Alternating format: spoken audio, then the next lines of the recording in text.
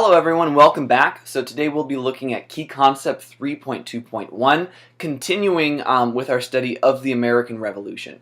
Last time we looked at really the course of the war, kind of the political stuff going on, especially why the revolution came about.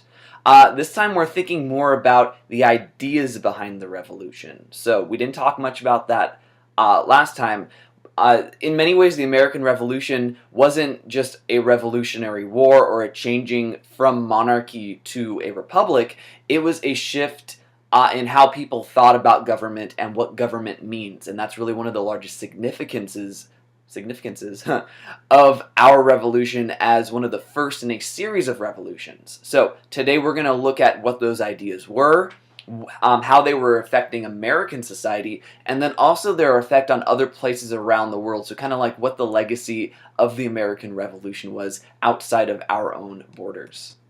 Alright, so we've talked about the Enlightenment before. I've mentioned it a few times with Locke and Rousseau and all these philosophers, so to speak.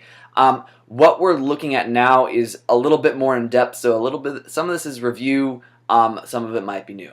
Okay, now the most important Enlightenment thinker when we approach the American Revolution and its ideas was John Locke. Okay, and his work that really caused the most inspiration there was the Second Treatise of Government. So, you know, poor first treatise on government never gets any attention. Huh, youngest child, most important, of course.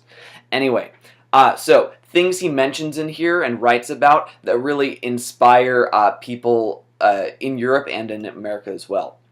Governments exist, sorry about the lack of subject-verb agreement there, through the consent of the governed. And when we look at the Declaration of Independence in just the next slide, you'll see what I mean. This is the idea that governments are created by people. People eventually say, hey, we need some power to keep things safe, to keep things secure, and to make sure the rules are followed, and it's hard to do that if everyone's just running around with all these natural rights. So people relinquish some rights to create the government. So the government only exists when people create it in the first place. I've told you before, his idea of natural rights are life, liberty, and property, and that idea of property gets turned into pursuit of happiness for sort of artistic purposes within the Declaration of Independence. And here's an important thing that we're basically going to see almost verbatim in the Declaration of Independence. If governments do not protect the basic rights of the governed, it is the right of the people to overthrow their government. Okay? Now, Locke was writing about the Glorious Revolution. He was not thinking of the idea of overthrowing a monarchy to replace it with democracy or a republic or any of these kind of radical forms of government at the time. He was basically extolling the peaceful revolution that happened with the Glorious Revolution. Now, when these ideas get heard by the American elite, though, they're going to start to apply it to much further ideas rather than just replacing the monarch with another monarch. And we see that in the Declaration of Independence. So, Locke is the most important one to know in reference to the American Revolution. Now, three more whose ideas are important but not as critical. Jean-Jacques Rousseau, he had that idea of the social contract that I've mentioned before. He said people are born with infinite natural rights, but we surrender some to the government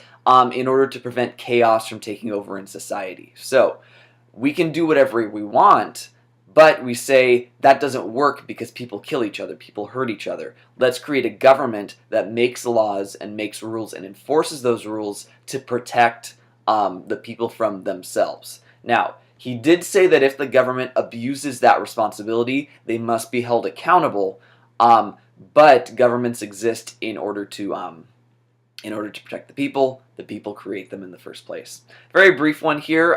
A French philosopher, Baron de Montesquieu, he had the idea of separation of powers. So, in the British monarchy, in absolute monarchies, right, all power is located in the person of the monarch by divine right. You should remember that from AP Euro. But as the Enlightenment kind of takes hold, there's this idea of, well, what happens if you don't have an enlightened despot? What if you don't even have, an enlightened king? Okay, what if you have someone who's going to abuse that power? The separation of powers is the idea that you should take power and put it in different branches of the government so one person can't abuse their power too much. We'll see that later with our own constitution.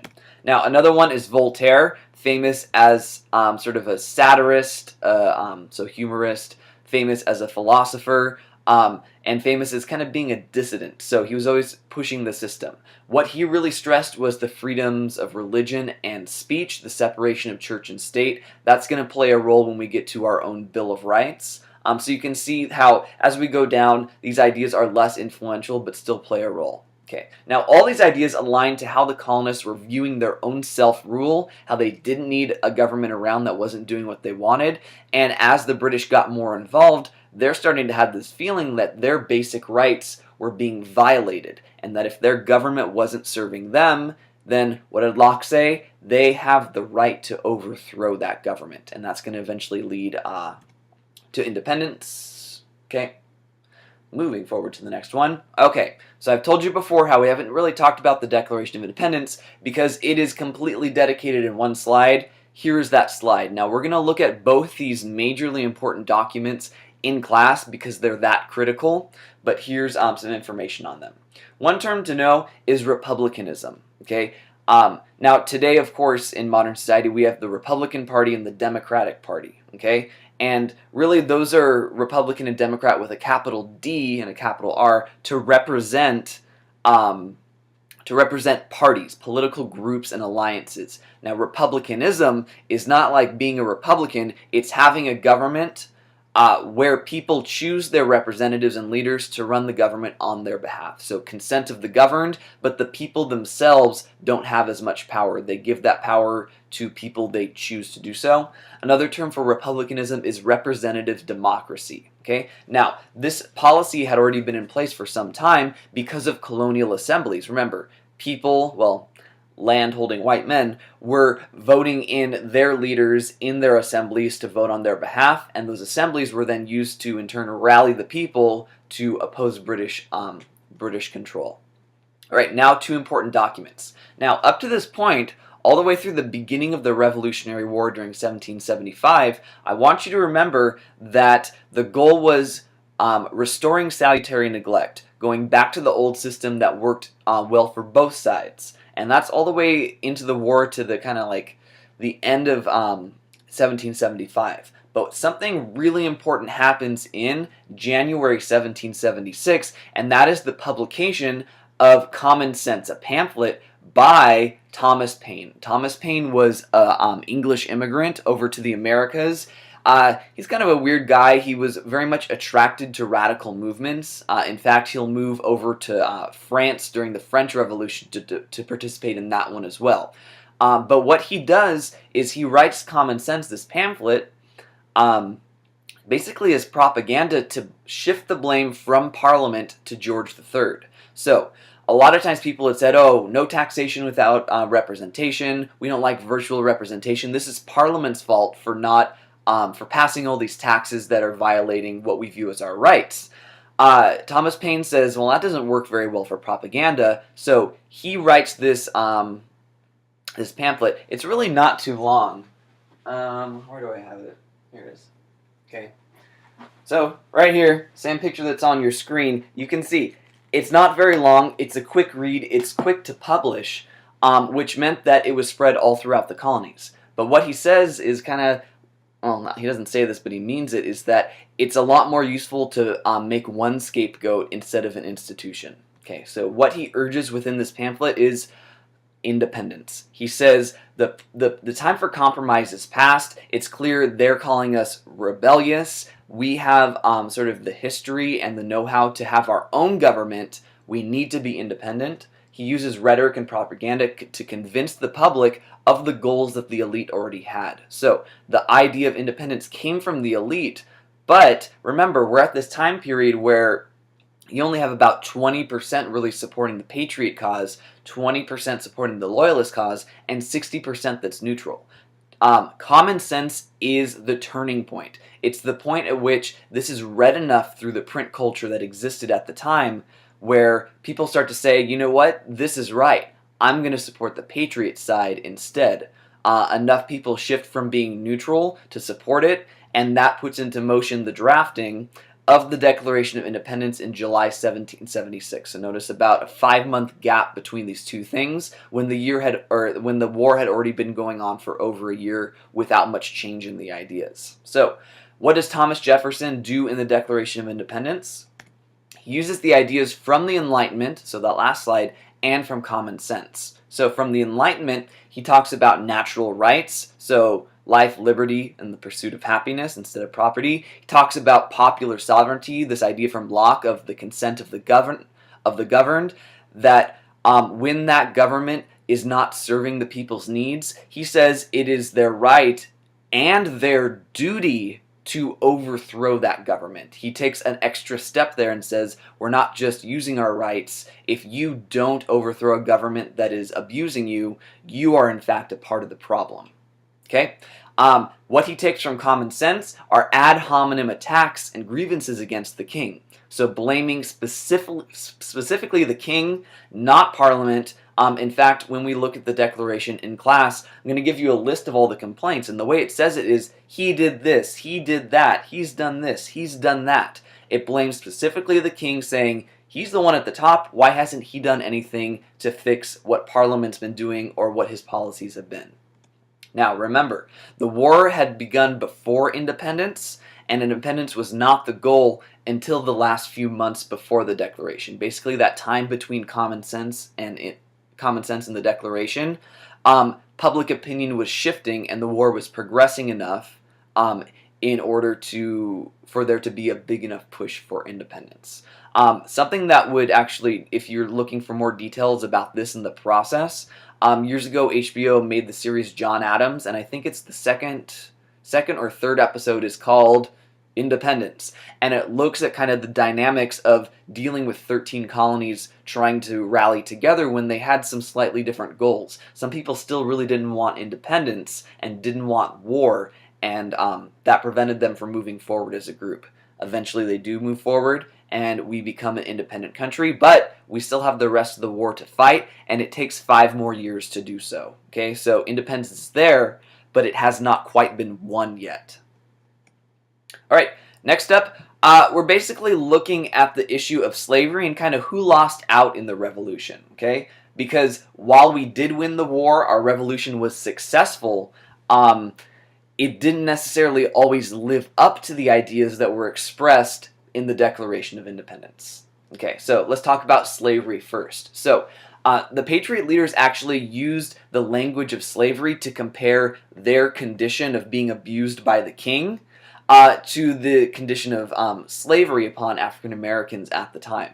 In fact, originally Thomas Jefferson, who was a slave owner, wanted among his grievances in the Declaration of Independence to blame the king for forcing slavery upon them. So younger Jefferson was more of a radical than older Jefferson. By the time Jefferson's much older, he's writing about how he thinks black people are genetically inferior, okay, and deserve to be in slavery, okay? Different ideas at different times. He's caught up in the Revolution. He'll eventually get caught up in the French Revolution too. Eventually what happens is Southern leaders say, you can't have that in there because we want to keep slavery. So there's the compromise there. And the British actually tried to use slavery against the Patriot movement. So many leaders among the Patriot movement were slave owners. So George Washington, large slave owner, Thomas Jefferson, large slave owner who would actually sell off his slaves and break up families in order to build a bigger house. Okay, many are the other from Virginia and South Carolina, Georgia, North Carolina as well. Okay, so here's what the British tried to do to undermine the Patriot movement. It's called the Phillipsburg Proclamation. The British essentially were offering freedom to slaves who would be loyalists during the war. This angered the colonists, and it actually didn't help the British out much at all. But what it did is it got more Southerners involved because suddenly their rights, so their ability to own slaves, was being threatened. Just in the same way as those up in New England felt that their autonomy was being threatened as well. So really the Phillipsburg Proclamation united the colonies more than they were otherwise. Okay, so as a result of our revolution and the war, there is more democracy, there are more voting rights. So we see some states get rid of like the property holding requirement for white men to vote. So some more people can vote, but slavery remained untouched by the revolution. So slavery still exists, still completely legal. When we get to the Constitution, it is protected by the Constitution, though actually never specifically mentioned. So in the end, in many ways, we can look at the American Revolution as a revolution for preserving the colonial elite's goals, their status quo during salutary neglect, when they were profiting from mercantilism, profiting from running the colonial assemblies and the local governments, electing their own leaders. And that's definitely one approach to the American Revolution. You can look at it and see all those ideas and say those ideas from the Enlightenment inspired the public to support it too. But on the other hand, you can also say that the elite already had these views and they needed the public support in order to make their revolution successful. So some historians look at the American Revolution as actually more of a conservative revolution than a radical one. Okay, others say it's radical, and basically this debate has been going on since the revolution happened. Who lost out in the American Revolution, or kind of who didn't gain anything? Loyalists, Native Americans, slaves, and women. Loyalists lost out because, well, the side they supported lost the war. Many of them lost their land and their property as a result of the war. Native Americans lost out as well because, remember, it was the Americans that wanted to move westward while the British said don't move westward. So because of the success of the American Revolution, Native Americans are going to have increasingly common conflicts with the Americans moving into their land. Slaves, we already talked about how that didn't change. And women, remember Abigail Adams said, remember the ladies were not remembered. Unsurprisingly, but that's how it happened. Women's roles did change a little bit, and that's what we're talking about next. And this is this concept of Republican motherhood. Okay, so this is the point at which I start to use this term that I'm going to use every time we talk about these steps forward for women's rights across American history. I call them baby steps because it seems like every time there's some movement and change in women's roles, if you essentially look at it from the perspective of, are these really political rights that guarantee them equality? No, they're not. Okay, maybe slight shifts in social views, but no huge change in political abilities. So the United States had no aristocracy. When we get the Constitution, it's actually banned that there can be no titles of nobility. We have a Republican democracy, but it was still only for white males, and mostly at the time for property-owning white males. Okay, that meant that rights were limited by race and gender. I already told you before about how Abigail Adams told her husband to remember the ladies, and they were not remembered. But here is how gender roles were shifting a little bit within this new Republican era. Okay, so marriage and how we define it changes a little bit. Before this, oftentimes marriages were arranged by the woman's father with some neighbor or someone else, and basically the woman would have to marry whoever she was told to. Now we're moving into what was called sentimentalism or Republican marriage.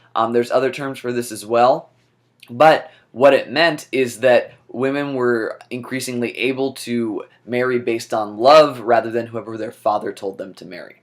So realize, though, that any power and property in that household was still all in the hands of the husband. So any property that the woman might inherit would go straight to her husband. Okay? She still did not have any political rights, but social views about how marriages were pursued had changed. The idea is that we are no longer like Europe, where all this stuff is arranged. We are now a brand new country with a new political system, a new society, so there's going to be a shift a little bit with women's roles. Now, this is a term you need to know. Notice it's in red. It's come up on AP tests before. Because there's this increasing push to cover sort of gender studies and women's history across the APUSH curriculum, this is one instance where they bring it up. In fact, on last year, the 2017 APUSH exam, both of the LEQ questions were about women's rights. So don't take this topic for granted, even though it seems like it's just kind of like a token mention of it. Okay, Republican motherhood. So we have Republican marriage. One thing that's changing as well is, what is the concept of a woman's role in society? What is her purpose? Now, with this new country we've created, the purpose was now to raise children to be good citizens, especially the boys. The idea was that they need to learn from a young age that we have a different type of government, a different type of country from the rest of the world that we used to be tied to, and they need to learn what that means to live in a republican society rather than something like Britain that has a monarchy where you just follow authority and that's the way it is. Here we're saying we had a revolution to support overthrowing the government, to support these Enlightenment ideas. It was now a woman's role in order to make sure that those kids grew up knowing what the laws were, knowing what rights were, knowing that they were sort of in this exceptional country, this idea of American exceptionalism. We are different from the rest of the world. And that gives women sort of a greater purpose in what they're pursuing in their daily lives. So the thing is, this really maintains a role in the private sphere. It's preparing their young male children to be better ready for the public sphere, but it doesn't get women out of the house. They're expected to be teaching this to their children in the house, but it does give women sort of a self-perceived feeling of more importance in creating this new Republican society. All right, so baby step. We're going to see more of these baby steps later on, but really not much progress in terms of actual political rights. All right, our last slide here is about another slide about the effects of our revolution, and this one, this is one I don't really see them bringing up a lot on the AP test, but it's one that talks about the effects of our revolution and our Declaration of Independence. So we're covering it in class. It's so important. The Declaration of Independence is one of the most influential documents in modern history. Here are just some examples of other documents that were inspired by it. So France's Declaration of Rights of Man and Citizen during the French Revolution, Elizabeth Cady Stanton's Declaration of Rights and Sentiments. We're going to read that one in class when we get to it as well in period 4. South Carolina's Declaration of the Immediate Causes for Secession when during the Civil War, or just before it when they broke off and tried to form the Confederacy. We can also see reverberations of the Declaration of Independence in the UN Charter of Human Rights. The ideas that we set forth inspire many revolutions in the world. Now, 2 are mentioned by name here, so I'm going to go over those. One is the French Revolution. We're going to talk about it now and talk about it later on in another slideshow as well. But remember, the French were our most valuable ally during our Revolutionary War. They pay for about 90% of our gunpowder. So our ammunition, the reason we were able to even fight a war militarily was in a great deal because of them. Remember, we defeat Cornwallis at Yorktown because their navy was there to support us. We didn't really have a navy, okay? But they pay for so much, and the treaty we make at the end of the war doesn't guarantee them that we'll pay off our debts. So they incur this debt, they start taxing their people more, they fall into this huge economic recession, people can't even get bread, and that leads to the French Revolution, which you studied last year, and you know that it's a different type of revolution, inspired by ours, but there's more of that mob mentality, and there's a lot more violence. If ours was a conservative revolution to defend what the elite had before, the French Revolution was completely overthrowing the monarchy and the aristocracy. They hated people with power so much that they would go to churches and knock down all the statues because they thought all the saints were kings because some of them had crowns, which were halos. Okay? The French Revolution is going to cause a diplomatic crisis later on when we get into sort of what we call the critical period, the period when we were seeing, is our new government going to work? And we as a country struggle with neutrality because France helped us so much. We had a revolution, they're having a revolution, but if we get involved in this revolution, we might antagonize Britain whom we just created a peace with and recognized our independence. Okay, another revolution mentioned by name a couple years after ours is the Haitian Revolution. Now this one is in response to the French Revolution.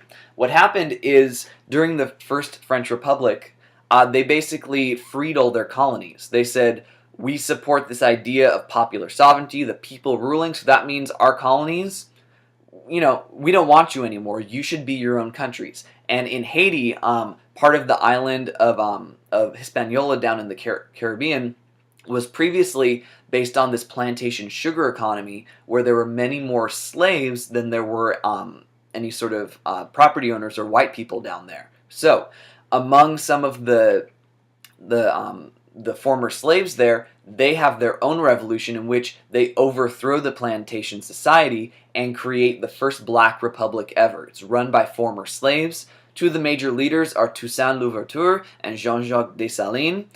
So Louverture is involved in kind of the formation of the revolution, but eventually this Dessalines guy basically imprisons him.